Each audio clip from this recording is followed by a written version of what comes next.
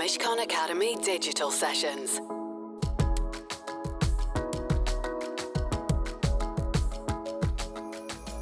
Welcome everyone. I am Anju, Suneja, a partner in our real estate department, and I will be your host for today. Today we are discussing the future of logistics in the continuing wake of the COVID-19 pandemic and Brexit. Both have increased the demand for logistics space, driven in part by immediate food requirements, online retailer requirements, and the growth in the 3PL sector. This has added new challenges and tensions from availability through to mobility.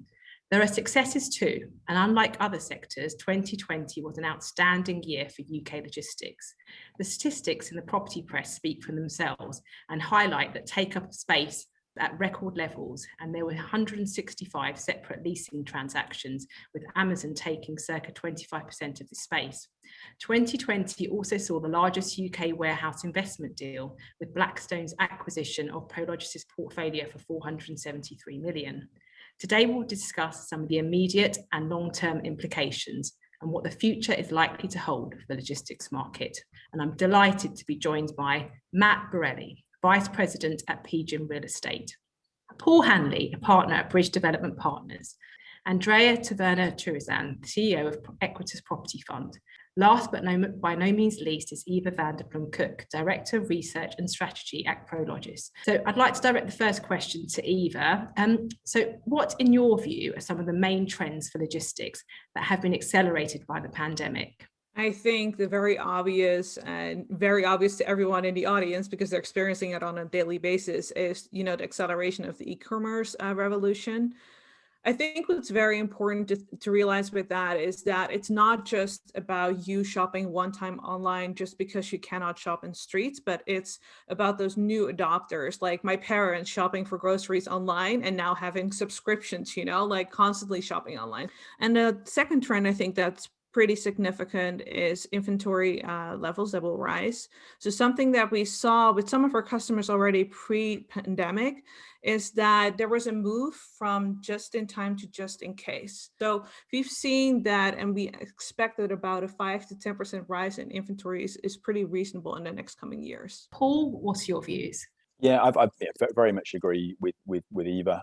If you think about it in this context, circa 30% of all retail now that happens within the UK is done online. Retailers and e-commerce and parcel delivery companies were saying throughout the start of the pandemic, it was essentially like trying to deliver Christmas Day every day. That feeds through very clearly into needing additional capacity and also to service last mile to add in sort of additional space into your last mile strategy as well. Also, coupled with that, there's the scarcity of land. So how are developers going to deliver last mile logistics? I think delivering any product when there's a scarcity of the raw material that you need to create it is tough, whether that's real estate or anything else. It is a challenge. In order to find land in a sort of relatively land-starved market, particularly around Greater London, you need to be on the front foot, you need to be proactive, and you need to chase the opportunities rather than waiting for them to come to you. I think also just the repurposing, that there's a lot of industrial stock within Greater London, within areas that are protected for that use class here within SIR designated areas, and focusing on those types of buildings that may be sort of 30, 40 years old, less functionality, tighter yards, lower clear heights, things like that. Looking at those assets and ways in which they can be, repurposed or redeveloped or intensified in terms of the use, those are where the opportunities, I think, in the main are going to come from. And so, Matt, from a sort of lending perspective, what are your views on last mile and in terms of the growth of that area? And sort of are you focusing on that area, or are you just looking at the sector as a whole? Yeah, we're extremely bullish on last mile, and I think in particular around London. There's continued destruction. You have more destruction of property through it being demolished for housing uses than you often have with deliveries. So the supply-demand dynamics, I think, are going to continue to be extremely favorable as we move forward for last mile, and I think we'll continue to be investing in that space. Andrea, obviously you're working in two different markets here, and so in terms of last mile and your views, it'd just be quite good to understand the sort of difference in terms of the two markets. The e-commerce platforms in South Africa haven't reached a level where real estate decisions are made based on e-commerce. So e-commerce is still an appendage. You tend to have a big box, and e-commerce would be operated out of that. I mean, the one element that I think that is also quite important, and I think is going to come to bear, especially in a city like London, is all the sustainability stuff. So, with good old Mr. Johnson sort of announcing that combustion engines will be banned in the UK by 2030, the consequence of that is all of a sudden now energy becomes massive, and docking stations to charge, potentially 100, 200, in some instances, 4, 5, 6, 700 vehicles that need to be charged. There was a report that came out in 2018 that said that goods delivery vehicles were responsible for up to 30% of CO2 emissions in the cities. I mean, what is the industry doing about this? So what we recently did a study together with MIT, who for us is a longstanding, partner, because we really wanted to understand what is the impact of e-commerce in terms of emissions versus normal brick and mortar shopping, in-store shopping. The study was really interesting because it showed that actually e-commerce has 36% less emissions than in-store shopping. And I think, that percentage for me was even quite surprising that it was so much. And Matt, from sort of a lending perspective, how closely do you scrutinise these issues in terms of when you're lending as well? Because obviously, as we've all said, it's a big part to play in the property industry now. Due to the nature of this capital, we've always tended to, try to back best-in-class sponsors. ESG has always been kind of a natural part of that process. And I think the big shift that's happening at the moment is that approach is no longer enough. Really what we're trying to roll out over the next couple of months is really scoring all of our transactions, on an ESG resilience basis, and something which can not only be scored when you enter into that transaction, but something that can actually be monitored on an ongoing basis. And the question is going to be, when those scores start coming back and we start monitoring those, is it going to tell us what we already believe about the portfolio, or is it going to say, no, you actually have to kind of change the way you're thinking about it? And Paul, as a sort of new entrant into the UK market, and what factors are you considering when you're looking at new investments? I think ultimately, some of these will be dictated by planning and through the entitlement process. Perhaps in terms of public transport and accessibility and things like that. Others will be incumbent on the developer in terms of the specification. Certainly, we're looking to make improvements there. A lot of the things that we can do to the building that'll benefit the environmental impact they have. I just wanted to have the panel's thoughts on where we see, what new development schemes and what are they going to look like. Beds and sheds, and Paul mentioned the conversion of sort of retail warehousing for logistics, and just where do we see those themes and trends? The themes are obviously always go back to the same thing. It's the scarcity of land. It's as Eva said earlier, it's actually educating the town planners at municipal level to buy into an idea, and obviously you need the client also that needs to buy in, and sometimes is going to end up paying a lot more for schemes as they come forward. And Paul? The overarching theme is one of intensification. So, even if you're looking at a single story warehouse now, I think improving clear height just so that building can be intensified.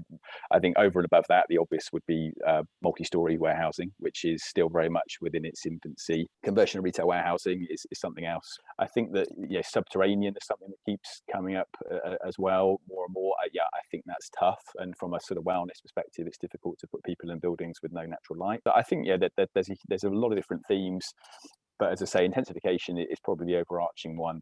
Yeah, I agree, and I'm particularly interested in subterranean. But I think the whole point about wellness and the employee well-being is obviously very important. And actually, I do want to mention that, because particularly in other sectors, in the office sector, there's a huge drive towards wellness.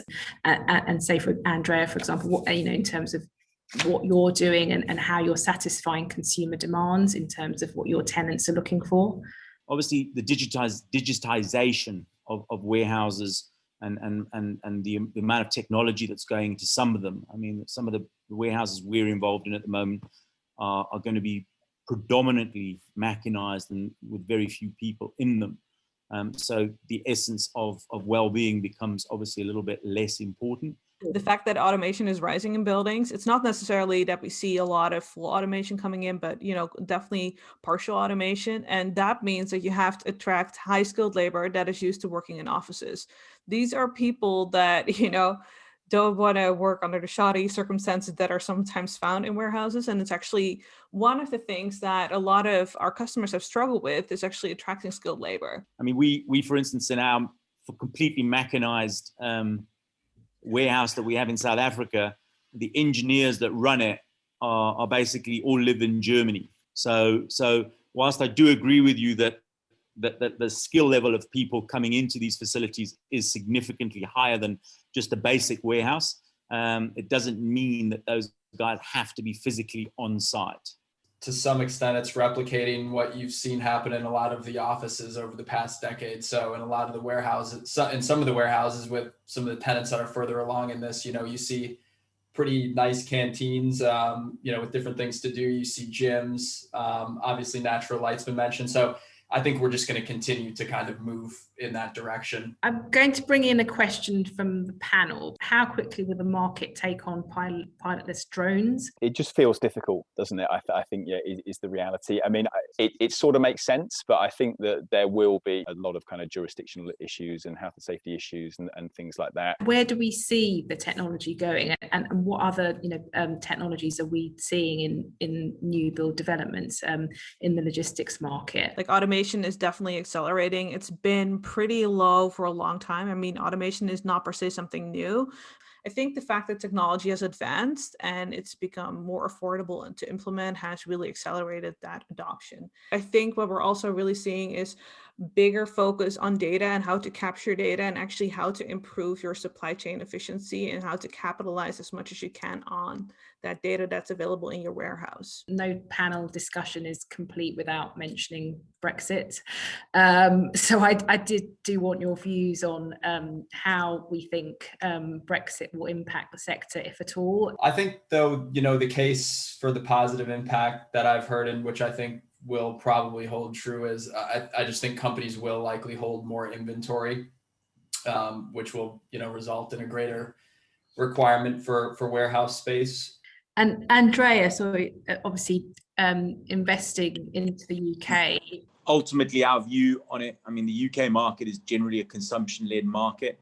In a nutshell, Brexit, if anything, the one benefit it will bring is inventory levels will go up for us because there may be a few, border crossing problems, but in time they will settle, the new normal will be found, and life will go on. I would like to, and I think everyone would like to hear, what are the panelists' views on the market in 2021 and beyond, and where do we see the market going, just in terms of pricing and general appetite for the market? The appetite at the moment is incredibly significant, and I can't remember a time in my career where it's been like this, and I've sort of said that every year for the last sort of 7 years, and then every year it increases. And the appetite is so strong because you're seeing investors some investors for the very first time who are trying to invest into logistics now and balance the portfolio. There are plenty who have been very long in office, retail, and other sectors that are looking at this for the first time. We live on an island. There's limited land, there's limited supply, there's limited products, so it's going to continue to be competitive. I'm just going to ask one more question, and I'd like each panelist to answer in sort of a very brief 1 or 2 words. And so I just want to know, what are the biggest challenges for the sector going forward? The planning system. Yeah, I think planning too for us. I mean, we decided to go up the food chain and get involved with the developer, but going up that food chain, we are seeing those planning issues, and it is sometimes, it is sometimes very nail biting, should we say. I'll go with labor, which we've kind of touched on before. Yeah. Just keeping an eye on that, especially, in light of Brexit. Will cost efficient labor continue to be available for all of the warehouses, and if not, there's going to be an impact on costs, and that'll flow through the system. I would say it's scarcity in three ways. It's scarcity of land, it's scarcity of labor, and scarcity of viable investment opportunities. So I think that's really the three challenges. I think that's a very good place to finish this session. I'd like to thank our brilliant panelists, Matt, Andrea, Eva and Paul, and also thank you very much to our audience. Thank you. The Mishcon Academy Digital Sessions. To access advice for businesses that is regularly updated, please visit mishcon.com.